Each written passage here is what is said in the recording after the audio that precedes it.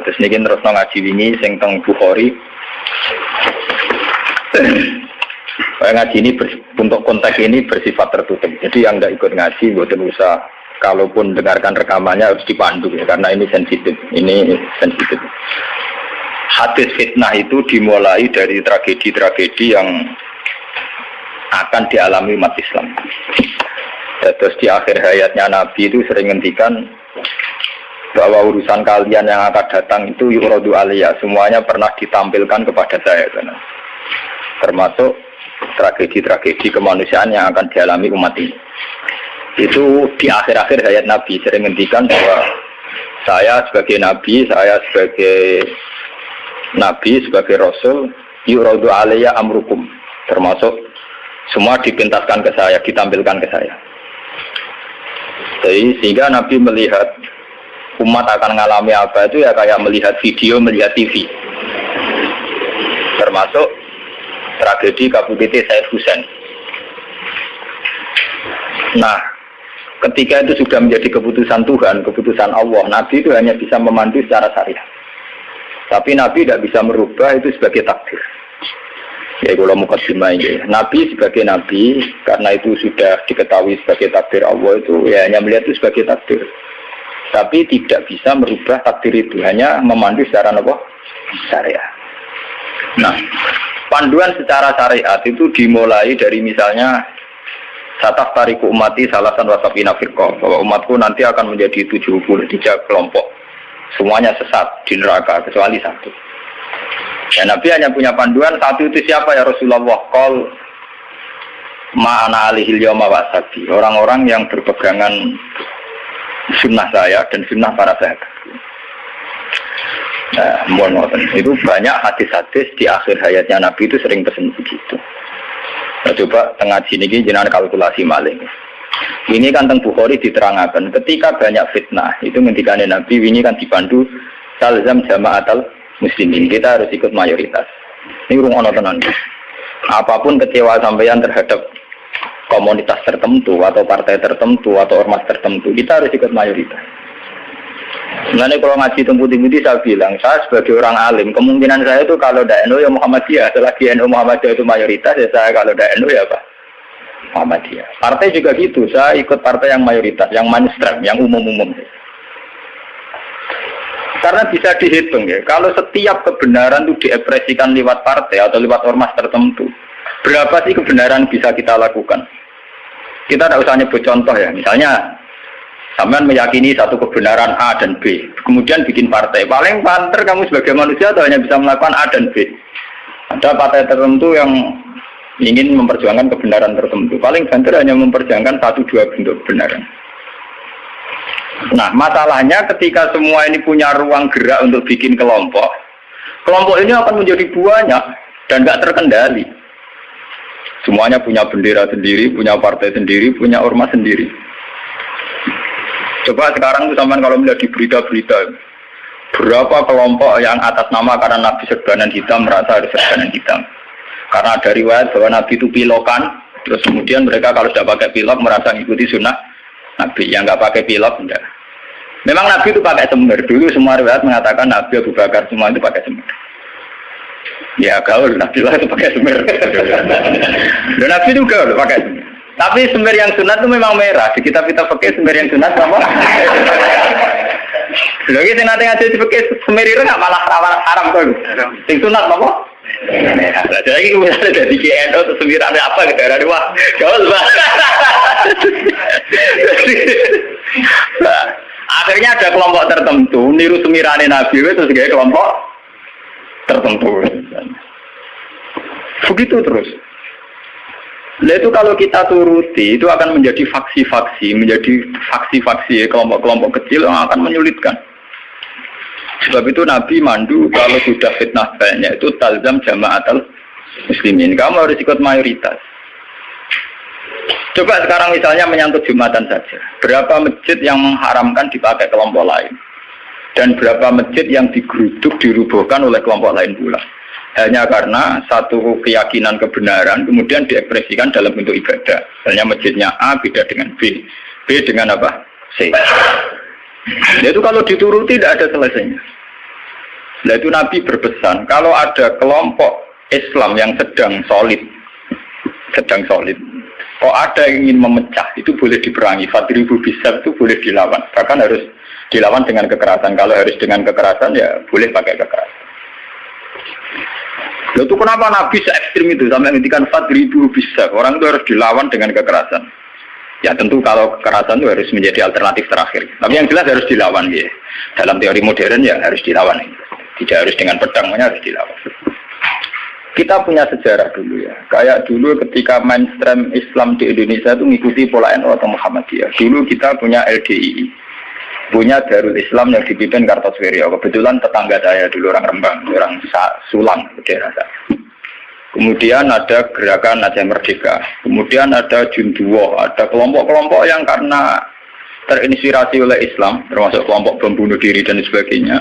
Kemudian mereka menjadi firqah hanya karena meyakini satu dua kebenaran yang ingin diperjuangkan.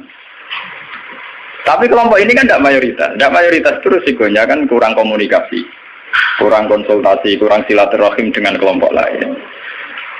Nah itu repot. Sehingga kayak di Mekah ada Wahabi, di Mesir ada Ikhwanul Muslimin, di Palestina sendiri ada Hamas, ada Al-Fatah, di Syria ada Amal Syiah, ada Syiah Imamiyah. Di Indonesia sendiri semenjak era kebebasan berbagai front-front ya banyak sekali. Semuanya mengatasnamakan apa? Islam. Memang kita terima kasih dalam hal tertentu yang diperjuangkan. Kita fair, terima kasih. Tapi bahwa kemudian saat kelompok itu melawan mayoritas mainstream Islam di Indonesia kayak NU Muhammadiyah, itu mereka punya semangat itu baru berapa hari. NU Muhammadiyah merawat Islam di Indonesia itu sudah puluhan tahun. Mereka merawat Islam dengan semangat baru beberapa hari. Mungkin bapak mereka belum sholat, kata mereka kuliah, ngerti berita tentang Israel atau ngerti berita tentang kemungkaran, kemudian menjadi ekstrim. Jadi cara bahasa kasarnya berapa hari mereka kenal Islam. Sudah hanya satu dua kebenaran yang diperjuangkan, mereka anti sama kebenaran sudah jalan lama, yaitu kebenaran yang ditanamkan leluhur kita. Mulai ngajari anak-anak caranya sholat, caranya baca doa iftitah, caranya tumak nina, caranya sesuci dari najis. Nah, tapi kelompok-kelompok yang istiqomah ngajar ini kan tidak menjadi populer karena ada demo pakai bendera besar-besar. Kelompok apa? Tapi yang demo-demo pakai bendera-bendera besar, apa betul mereka ngurus Islam secara harian? Ngurus caranya orang sholat, caranya orang ngilangi najis. Kiai NU ku selera karuan, orang non najis mulai mukhafafah mughalladah mutawat. Kita anggono do ribet ge gendera demo. Ya ora tempat kayak gendera to, bedino mulang urusan apa? Najis. Mulang kate jlimet ra karuan. Ana muktada mutamayiza, mukhayyirah takhayyirah sampai mbono sing damun akhlak to aqua mbek ora aqua. Iku entek energi itu menapa? Entek. Nah itu dulu fenomena kelompok itu kata Nabi secara syariat itu dipandu. Kamu harus ikut mayoritas kata Nabi. Ketika banyak fitnah kamu harus ikut mayoritas. Mun saat ini kita hitung, ini ngaji tenan gitu. Tapi ini tertutup ya, artinya ngaji. Zaman hitung mawon. Kalau partai-partai atau ormas banyak itu kita turuti atas nama ideologi tertentu atau atas nama visi tertentu, oke lah, atas nama visi tertentu orang sah bikin partai, bikin ormas. Tapi mereka secara realistis karena minoritas, itu apa sih yang bisa diperbuat dari kelompok minoritas? Sudah gitu, secara teori modern kalau dia ada jabat namanya oposisi. Sudah oposisi ganti duit cilik. Paham ya? Oposisi ganti duit napa? Cilik. Mengurusi vaksinnya dewe kebingungan, urung ngadepi sebuah negara. Itu mendingan umat Islam itu ikut mayoritas, yaitu bagian dari negara. Sehingga peralatan negara dengan sendirinya juga peralatan Islam. Sama saya hitung ya. Kalau nanti ngaji bolak-balik kalau hitung, ini rumah tenan hitung di penggalih. Kalau umat Islam itu ikut umumnya orang, ada yang jadi tentara, yang jadi polisi, yang jadi pedagang, ada yang jadi pengusaha, ada yang jadi miskin, itu rasa tidak ada jadi. Kalau itu tidak usah proses penjadian, sudah jadi sendiri. Lama. Karena itu mengakui Islam yang hanya bunyal Islam ala komsin. Ini rumah tenan ini ngaji. Saya bertaruh betul. Saya bertanggung jawab di depan Allah. Kalau mereka mengikuti Islam dengan kaidah Nabi saja, yaitu hanya bunyal Islam ala khamsin, bahwa Islam itu dibangun atas 5 hal, yaitu syahadat la ilaha illallah wa anna muhammadar rasulullah wa iqamis shalat wa ita'iz zakat wa shaumi ramadan wa hajjil baita man istata'a ilaihi sabila. Itu tidak menerangkan partai politik, juga tidak menerangkan sebuah bentuk negara, juga tidak menemukan formasi negara, formula sebuah negara. Itu enak. Artinya enak itu misalnya kalau misalnya kayak Rukin Madun mau dibunuh orang Israel karena bagian dari bangsa Indonesia, negara wajib melindungi atas nama dia bagian bangsa Indonesia. Karena dia ngakui konstitusi negara, dia warga yang baik. Maka ketika Rukin Madun mau diculik Israel, itu negara harus melindungi dengan peralatan negara. Itu beda dengan kalau Rukin Madun nggih faksi tertentu anti negara, negara balane Amerika. Dene nggih faksi tertentu anti Israel. Nggih bambu runcing dhewe, gawe senjata rakitan, terus digo nyerang Israel. Itu kalau diserang Israel, itu negara harus tanggung jawab. Toh kamu tetap kalah karena minoritas. Kulo wingi pas ngaji teng Demak, teng kanca-kanca sing derek kulo ngomong. Kita secara ideologi bersimpati ya sama kelompok-kelompok yang melawan kebatilan. Tapi kalau kelompok itu kecil dan beda dengan negara, itu resikonya negara harus tanggung jawab. Ya kan kita cerita ilmiahnya saja. Ini bukan menyalahkan siapa-siapa. Kita cerita ilmiahnya saja. Banyak faksi-faksi kecil kayak kasus di Sudan, di Khartoum, di Darfur, di Rwanda, di Kenya. Itu sama kalau melihat berita di Kenya, di mana itu yang sering ada penculiknya itu yang Somalia ya. Somalia. Kelompok-kelompok kecil ini kan bikin satu faksi yang anti negara. Terus mereka atas nama kebenaran yang diyakini bikin gerakan tertentu. Hamas juga beda dengan Al-Fatah sebagai penguasa, yaitu karena presidennya dari kelompok apa? Fatah. Itu untuk menghadapi musuh itu repot karena dia tidak dihitung sebuah negara, tapi dihitung sebuah kelompok. Tapi kalau para kiai itu ikut bagian dari negara, itu yang harus melindungi negara. Sehingga dengan sendirinya, kalau kita bagian dari negara kayak Rukin Madun ya ikut punya Kodam Brawijaya, ikut punya Kodam Diponegoro, ikut punya Pangdam Jaya. Karena negara harus melindungi rakyatnya dan itu rakyat yang sah karena tidak rakyat yang mau bikin kelompok yang anti negara. Jadi hitung-hitungan strategis. Sebab itu sejarah Wali Songo itu tidak ada yang tidak ngakui sistem negara. Dulu ketika Sunan Ampel itu dapat Ampel Denta itu bagian dari Majapahit. Ketika beliau ingin bikin negara juga ngakui sistem pola negara, yaitu pola negara saat itu harus dipimpin seorang raden sehingga Sunan Ampel tidak nyuruh wali-wali yang lain tapi nyuruh Sunan Raden Sinten Fatah. Begitu terus zaman Basim Asy'ari juga ikut Masyumi, ngakui proses bernegara secara konstitusional sehingga Basim ya ikut Masyumi saja ke kelompok bagian dari negara. Dulu ketika era Soekarno ya ada kabinet K4 termasuk NU yang ngakui proses hukum negara. Karena dengan NU ikut partai politik dan bagian dari negara itu kalau diserang Malaysia atau Portugal ya pada karo nyerang Indonesia. Itu beda dengan kita misalnya kecewa sama negara terus bikin kelompok tertentu yang anti negara. Itu kalau kelompok lain nyerang ya kamu sebagai kelompok bukan sebagai negara. Dan itu risikonya tinggi. Artinya secara syariat itu Nabi benar ketika memandu talzam jamaatul muslimin. Kamu ikut kelompok mayoritas orang Islam. Tidak orang mukmin. Muslimin itu lebih preman. Muslim itu ya preman mlebu, gento ya napa? Mlebu, mulai sing kaya kula ora pati gento malah mlebu.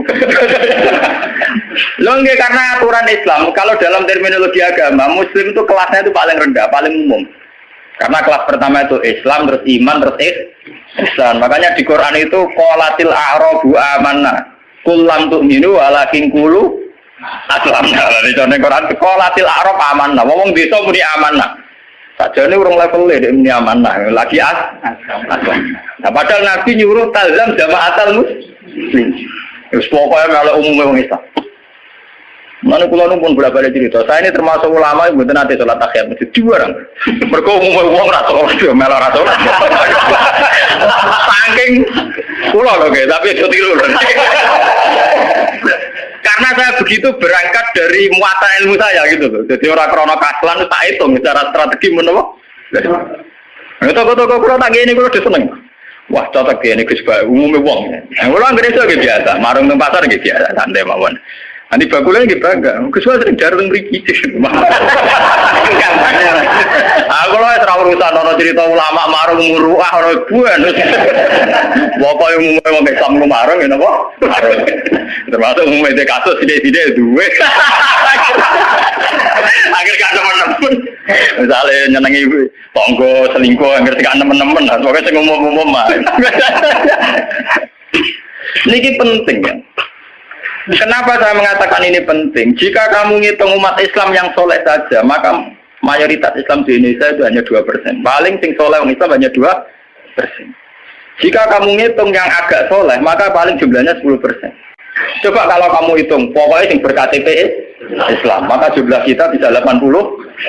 Aku seneng darah ini Islam 2% apa 80%. Meskipun resiko 80% yang keramat tungkak, yang doli, Islam kabeh KTP-nya. Dulu kalau Jakarta kan keramat tungkak, kalau Surabaya doli, Jogja, Bunti, Pasar Kembang, Pasar. Nah kalau nanti penelitian, kalau nanti kan termasuk itu memang resikonya dihitung kabeh itu yang mlebu kan. Tapi kamu bisa 80%. Sehingga karena jumlah mayoritas 80% dengan ngitung WTS, lonte, gento dan sebagainya, itu tetap menjadi mainstream. Presiden harus Islam karena dihitung 80%. Coba kamu nuruti kesalahan sepihak, maka Islam jumlahnya hanya 2%. Maka berarti presiden cek kafir, cek Kristen nggak masalah karena jumlah umat Islam mau hitung orang persen. Yani gua anggap Islam ra penting, Islam ra kanggo mergo WTS. Ya, tapi akhirnya gara-gara rabu itu jumlah orang Islam mau 5%. Resikonya di presiden Kristen itu masalah karena mau dihitung. Coba kalau kamu tetap hitung semua, itu tetap 80%. Akhirnya kita tegak sebagai mayoritas. Memang kamu madun Islam mayoritas surat ditopang Islam BTS maling dan sebagainya. Bedanya kiai lah. Kita berdiri tegak sebagai mayoritas itu ditopang Islam sering jualan, sing gendong-gendong. Dari apa kita tegak sendiri? Sebab itu Nabi memandu. Kalau kelompok sudah bulat, itu tetap kita ikut mayoritas. Dalam jamaatan muslimin. Itu ngaji kita. Makanya wa huwa mustamiun. Kita masih sepakat bahwa Islam itu harus jalannya bunyal Islam ala khamsin. Kita mengikuti panduan hadis sahih bahwa Islam hanya bunyal Islam ala khamsin. Yang namanya Islam itu ya hanya syahadat, sholat, zakat, puasa dan haji. Titik. Nah, bahwa ini cerita ilmu sosiologi. Bahwa kita ingin punya presiden Islam, bupati Islam, gubernur Islam, itu bawaan psikologi mayoritas. Ini gue eleng-eleng, bukan ideologi Islam. Saya sebagai ulama bertanggung jawab terhadap mazhab ini. Kita ingin presiden Islam, bupati, gubernur Islam, legislator Islam, itu bawaan kita sebagai mayoritas. Karena kita sebagai mayoritas, tentu presidennya dari kelompok mayoritas, yaitu Islam. Andai kan Islam kita itu di NTT, andai kan Islam kamu itu di Ambon atau di Bali, kamu tidak akan, misalnya Madun sekarang di Bantul, tersinggung ketika bupatinya ada Islam. Coba kalau kamu ditektir jadi orang NTT, paling bupati ini Kristen, yang penting nggak berbuat masjid. Misalnya Mustafa begini, hidup di Amerika, dia paling pikirannya kan, dia tidak mensyaratkan presiden Islam, ya nyarat gubernur Islam, yang penting nggak ngusir wong Islam. Tapi saat dia Bantul karena mayoritas, dia mensyaratkan bupatinya. Nah, itu bukti bahwa keinginan kita punya bupati gubernur Islam itu bawaan bawaan psikologi mayoritas, bukan bawaan ideologi Islam. Kalau Islam ya hanya bunyal Islam ala khamsin. Bangunan Islam ya hanya 5 itu. Bangunan iman ya hanya 6 itu. Paham ya? Nah, Kak, sama nggak usah teruskan. Kalau gitu partai politik Islam penting dan itu sensitif. Nah, takut ngono sensitif. Mau balik-balik ngasih ini sensitif. Senengane kok takut sing sensitif. Takut sing umum-umum wae. Misalnya takut sing umum lha penake piye ke wong Islam. Ya duwe uraan sithik-sithik nak dosa di sepuro pangeran. Wong di duwe ora dosa lho, Gun. Tapi mungkin di sepuro pangeran. Tapi ini ngaji, ini penting ngaji. Jadi ngaji yang kemarin kan jelas ya, ketika banyak fitnah, banyak tragedi, pesan Nabi napa talzam jamaatan. Itu dalam sebuah hadis ada yang lebih ekstrim lagi. Nabi ngendikan waman sadda finnar. Siapa yang ingin bikin kelompok sendiri, merasa benar sendiri, maka waman sadda finnar. Dia akan masuk neraka. Itu artinya pentingnya sebuah mayoritas. Karena mayoritas ini penting, kita akan ikut sesuai umumnya orang. Karena warahmati wasiat kullase. Kalau kita ngaji secara tasawuf ya warahmati wasiat kullase. Kalau sering ngaji teng santri-santri, kok ada sing ngaji kula nganti nangis, kula critani. Kula niku ulama, kula sering numpak mobil pribadi, sering ngebis gitu. Ketemu preman sering kula sering lunga dhewean, tak critani. Kita ini sebagai mukmin kan meyakini warahmati wasiat kullase. Rahmatnya Allah itu ada di mana-mana dan lewat siapa saja. Kalau kita misalnya jadi kiai, wah sementing ngurusi santri. Sekali lunga dhewean kecelakaan. Wong sing ning dalan-dalan rata-rata wong fasik. Sing sering memberi pertolongan dini nek ana kecelakaan ning dalan-dalan ya wong ning dalan-dalan. Ora ngarah Pak Kiai. Ya ora ngarah wong pati saleh tenanan. Tapi ternyata Allah membuat orang di jalan-jalan hikmahnya banyak. Mereka adalah orang-orang yang sering melakukan pertolongan dini saat ada kecelakaan. Mereka adalah orang-orang gara-gara ning dalan-dalan ana kesasar takok alamat ditakoni. Kowe tahu di ganjaran zona alamat wong kesasar. Kok kita ora tahu ning dalan? Tapi ternyata rahmati Allah diliwatno wong ning dalan-dalan, kita lunga ning ndi karo alamate takok orang yang di jalan. Kita harus iman karo rahmati wasiat kullah. Rahmatnya Allah di mana? Nanti kalau ulama lagi biasa tentang terminal, ketemu macam-macam biasa. Cara pulau ini biasa, tak mau coba rahmati wasiat nopo. Kalau biasa lah ini. Ya artinya ya kita harus iman. Dan saat kita meyakini mayoritas bahwa rahmatnya Allah Taala itu mayoritas, Islam juga mayoritas. Kita merasa saat di pondok ya kumpul orang Islam, saat di terminal kumpul orang Islam, yang jalan kumpul orang Islam. Coba kalau kamu pakai eksklusif. Terminal gitu cabut itu fasek kabeh. Baru ngono butuh ngising itu wis wong fasek wong bayar. Kok dalili, ngomong kok bayar fasek. Nah, kowe malah iso ngising kan. Fasek ka Allah, penting nyediakno WC kena bengi. Di Bang Soleh ra di fasilitas. Fasek ka Allah. Jadi contoh-contoh betapa eksklusisme, satu perasaan eksklusif itu menyesatkan. Allah sendiri terbuka rahmati wasiat kulas. Lah kulase ini lebih dekat mayoritas apa minoritas? Lebih dekat teori apa? Mayoritas. Nah, makanya saat ini kita ngaji nih, ya, bahwa panduan Nabi untuk mengikuti mayoritas itu secara syariat memang sudah benar, dan setelah teori rasional teknis juga sudah benar. Cuma kan saya harus menyampaikan ini lewat ngaji, bahwa ini bukan akal-akalannya Gus Bah, memang ada di kitab yang diyakini sahih, yaitu ini kitab Muslim. Muslim itu dua kitab, yang satu paket dengan Bukhari nopo Muslim. Dua kitab yang diyakini sahih setelah kitab Bukhari. Ya, dalam keyakinan mayoritas orang Islam setelah kitab Bukhari adalah kitab Bukhari nopo Muslim. Dan lewat kitab sahih ini sampean tahu bahwa panduan mengikuti mayoritas adalah panduannya Nabi. Paham ya? Panduannya sinten? Nabi. Mulane iki ngalim-ngalim Jawa orang bejoban, umumnya wong nganggo hem. Ini biasa umum wong. Karena mereka tahu betul pentingnya mayoritas, pentingnya tradisi mayoritas.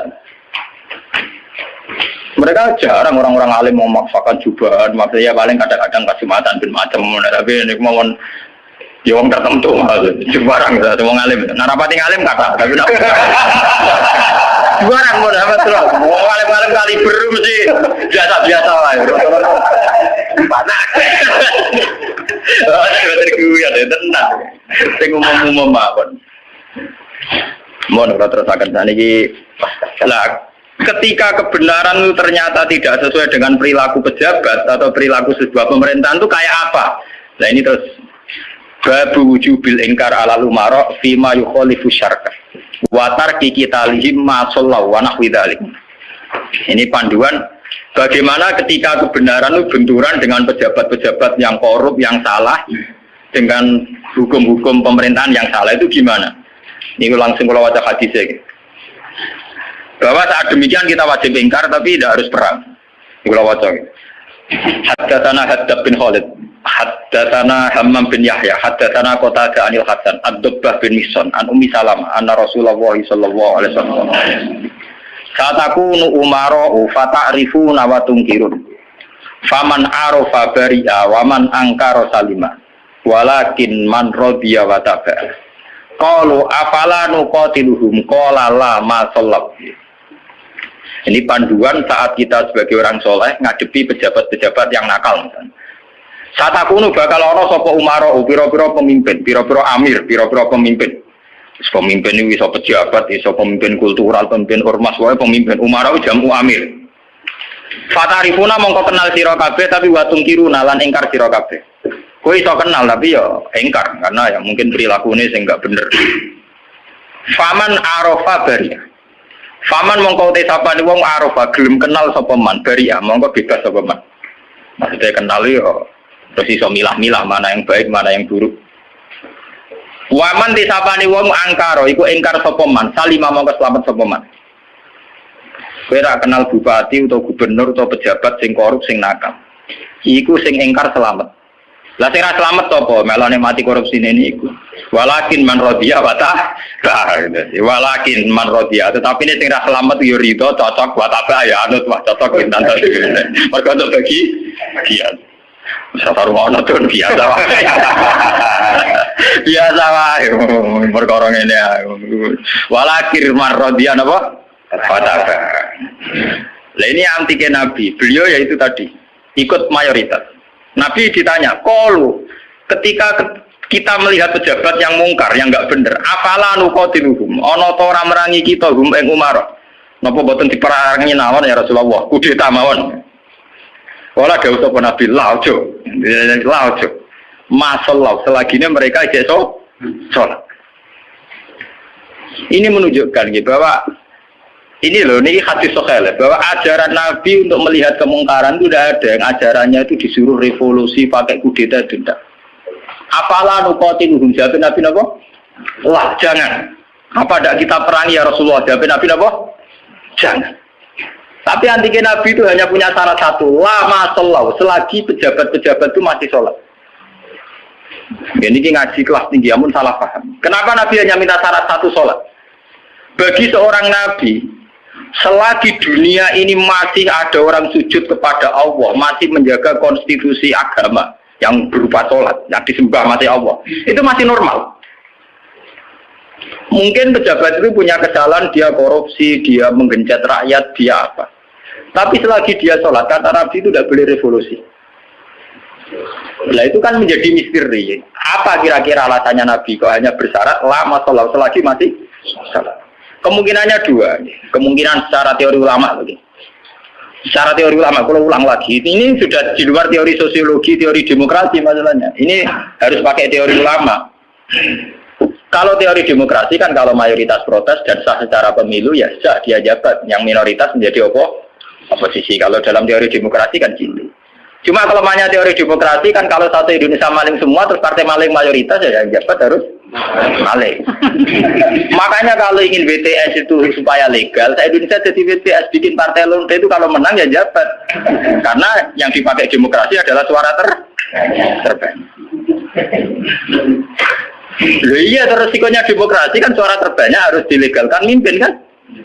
Kalau terbanyak gento semua ya harus. Makanya preman kemarin kalah sama jenderal kan dia kurang solid, dia harusnya orang jadi preman dulu semua. Bikin partai preman itu kalau mayoritas ya harus ya jabat. Nah ini saya bicara tentang teori ulama. Kenapa Nabi mensyaratkan jangan kamu revolusi, jangan kamu kudeta selagi mereka masih sholat. Bagi seorang Nabi, bagi seorang ulama, bagi seorang wali, selagi makhluk yang di dunia ini masih bertautan dengan langit, bertautan dengan Allah, berhubungan dengan Tuhan, itu masih dianggap normal. Masih dianggap apa? Normal. Bukan benar loh ya, normal. Karena ya wa ma khalaqtul jinna wal insa illa liya'budun. Makanya caranya harus sholat. Karena masih normal. Artinya seorang nabi itu tidak jagal-jagal amat ketika seorang yang nakal itu masih sholat. Seorang yang zina masih sholat. Karena masih sholat itu artinya masih ngaku eksistensi Tuhan. Artinya dia masih ngaku eksistensi apa? Tuhan. Kalau sudah fasik tidak sholat itu sudah tidak ngaku eksistensi Tuhan. Dia bisa kecelok komunis atau ateis atau apa saja. Lebih parah lagi. Itu kenapa sirinya, kenapa dosa syirik begitu tidak diampuni, dianggap dosa terbesar karena memungkiri eksistensi apa? Tuhan. Selagi orang masih sholat itu ngaku eksistensi Tuhan. Ya teman saya ingin pikir. Nah, tapi korupsi kan menyengsarakan rakyat. Korupsi itu menyengsarakan rakyat dalam konteks rakyat yang nggak punya ketahanan. Karena misalnya APBD dikorupsi bupati sehingga tidak ada pembangunan Bantul atau Sleman atau negara mana. Paling banter sarana umum yang terbengkalai. Tapi masyarakat yang punya ketahanan hidup secara baik, dia punya pertanian yang baik, punya perdagangan yang baik, itu pejabat korupsi hanya dia dosa saja dengan Tuhan karena rakyatnya punya ketahanan sendiri. Makanya Nabi berpesan semua kesalahan itu dimulai dari masyarakat tidak punya ketahanan. Alaikum anfusakum la yadurrukum man dhalla idza tadid. Kalau kita sudah miskin, pejabatnya korup, kita tambah miskin karena kita kayanya menggantung kebijakan negara. Misalnya lewat BLT, lewat sarana umum, lewat pekerjaan massal. Tapi kalau kita sudah kaya, pejabat korupsi itu hanya salahnya dia dengan negara. Tidak punya akibat ke kita karena kita sudah kuat. Jadi ya, pejabat korupsi itu salah, sampai dengan salah. Tapi jangan katakan bahwa korupsi sumber segala bencana. Enggak. Sumber segala bencana adalah saat individu cara hidup tidak sehat, cara berekonomi tidak sehat. Ingat itu, dalam aturan Islam kullukum ra'in, bahwa kalian pemimpin pada diri sendiri. Saat diri sendiri kita tidak kuat, dengan kesalahan orang lain kita rentan. Bahkan saat tanpa dimiskinkan, kita sudah miskin. Kata siapa kalau pemiskinan negara ini karena salahnya Orde Baru? Madun rawat ana sing miskin, miskin dhewe. Roken rawat ana sing miskin, miskin. Idam Samawi rawat dolim ning Roken wis kere. Berarti kekerean ini bukan kesalahan kebijakan pemerintah. Kesalahan SDM kita. Memang pemerintah ikut memperparah pejabat, tapi jangan katakan begitu. Wis kali-kali nyalahno awam dhewe. Kita ini tanpa dimiskinkan orang sudah miskin. Tanpa didolimi orang tidak terdolimi oleh perilaku kita sendiri, oleh pilihan hidup kita sendiri. Yang orang salah sing melarat kok melarat. Nanti dari kata kula, wah aku bar mergawe modal tak mungkin bangkrut, kowe bangkrut bar modal, aku sedurunge bangkrut. Kira iku wis bawaan. Wah, kira laten. Artinya kira-kira kita ini adikan pejabatnya sudah hasil, itu ya tetap kere. Jadi Bupati Bantul, Cek Sleman, Cek dia, orang korupsi lah, yang kere tetap kere. Itu kan repot, tapi nyala sombong. Tugale sistem pendidikan nasional dirubah nganti ngeluh mendiknas ya. Udah tarik SDM rendah atau dinawi tetap bento. Sebelum ada paket-paket UNAS ya wis do bento. Bentone ora salah pemerintah, ora gelem belajar. Apa susah sih ora sekolah belajar dhewe maca-maca buku tak apa. Jadi kita ini kan bodoh sedurunge dibodhokno, melarat sedurunge dimelarat. Makanya Nabi itu tidak begitu fanatik dengan aturan-aturan sosial. Nabi sebagai Nabi hanya punya pesan lama sholat, selagi masih sholat.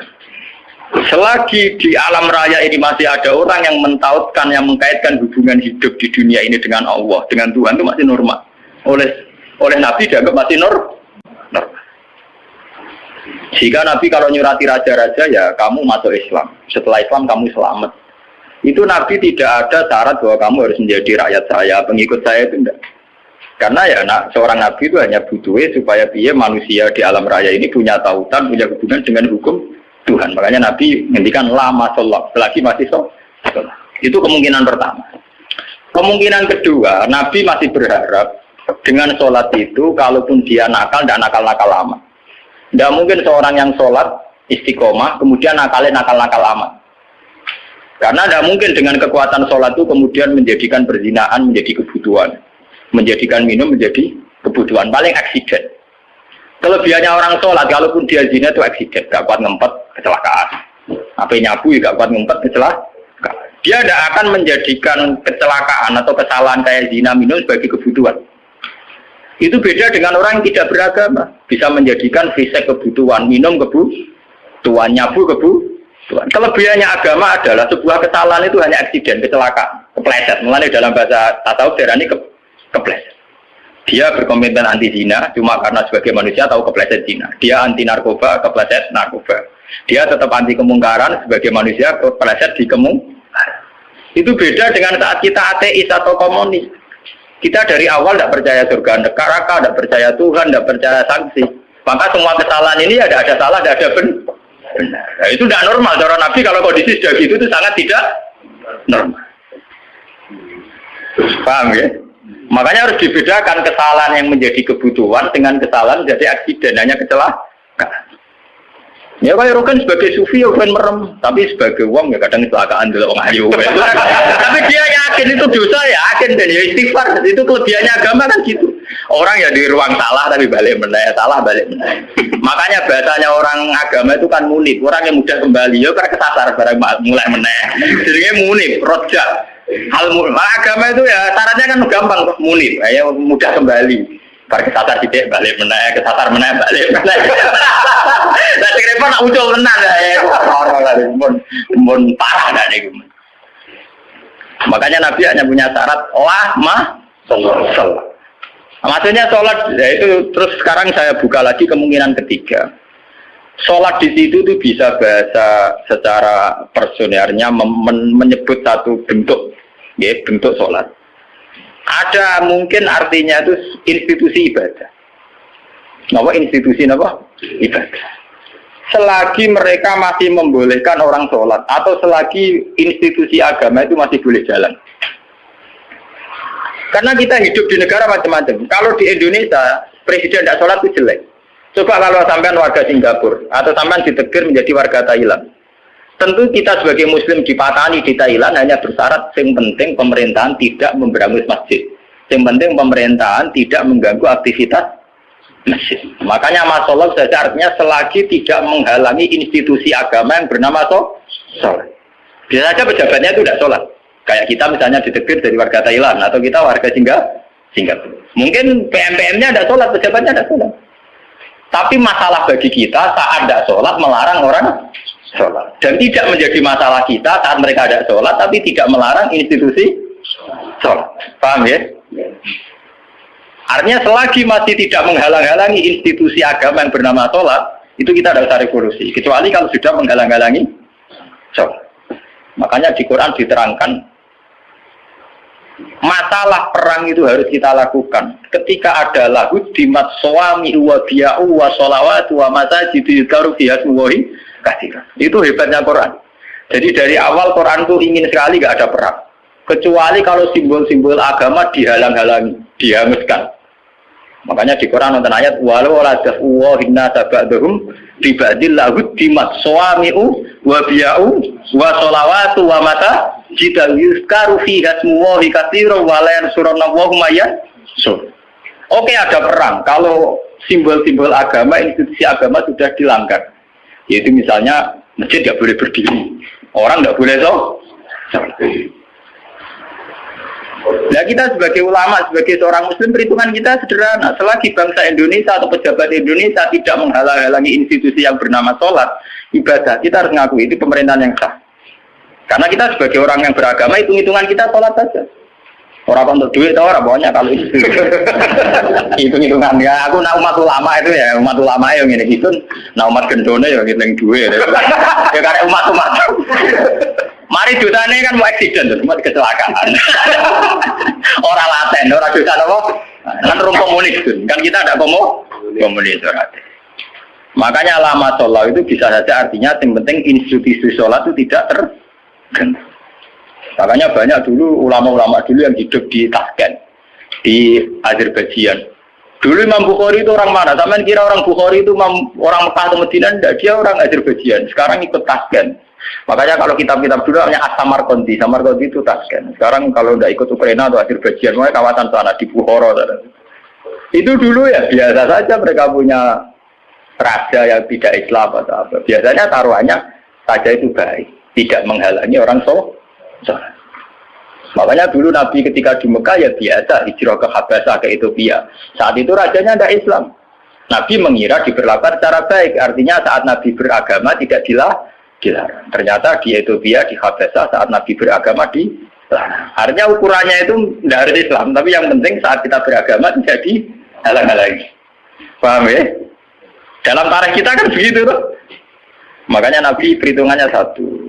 Dalam kekecewaan kita terhadap pejabat, terhadap pemerintah, yang penting jangan ada kudeta, jangan ada revolusi yang berdarah-darah. Lama sholat, selagi masih ada sholat. Makanya kemungkinannya itu kalau dalam konteks Indonesia pejabatnya sholat, kalau dalam konteks non-Islam, yang penting pemerintahnya tidak menghalang-halangi orang sholat. Misalnya kayak di Amerika, di Eropa itu kan masih banyak yang baik, itu masjid tetap boleh berdiri, aktivitas Islam boleh. Itu masih normal ya. Dalam pandangan Nabi begitu itu masih apa? Normal. Nah, lewat ngaji ini biar jenengan tahu betul bahwa sebetulnya kita sudah punya panduan politik. Ya, panduan politik, panduan sosial itu kita sudah punya dari Nabi. Ya masalahnya roh tak orang tetap dan roh kita tak orang lain tak ulang, mulanya tak ulang. Mulanya kita ulang. Pentingnya ngaji ini biarnya kita tahu. Sebenarnya panduan-panduan itu sudah ada. Nah, bodohmu orang dibodohno wis bodoh lha iku malah perkara. Melarat dene di melaratno wis napa?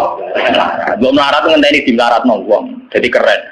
Mau aku buang perut mari dhuwitku dibodohi wong keren. Tawangane marate ngenteni dibodohi. Wah, masih sampai orang tahu orang yang bodoh ini, wis malah lu parah. Orang tahu dibodoh ini, orang tahu bisnis kau selarat. Subhanallah.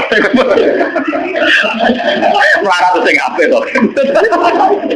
Karena ini dibodoh ini, wah. Misalnya jadi kiai yang ngono di rival politik dijatuh, lagi jatuh keren. Jatuhnya ngenteni dijatuh. Orang sing jatuh kawes blesek.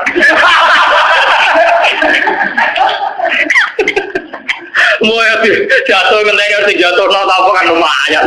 Tawangannya orang sing dikabeng hitam. Mau bisa jadi kiai gara-gara disaingi ku terus ambles. Orang harus nyai kok ambles. Waduh. Mana jatuh sing terhormat, melarat atau sing ter. Sopan tidak urip. Jadi walakin marrodia wata. Kalau pada mater sopo sahabat apalah nukotidu, mono ora merangi kita ing umaro. Jawabe Nabi kolala, gak usah revolusi, gak usah perang mah. Sallallahu alaihi wasallam. Al-Fatihah.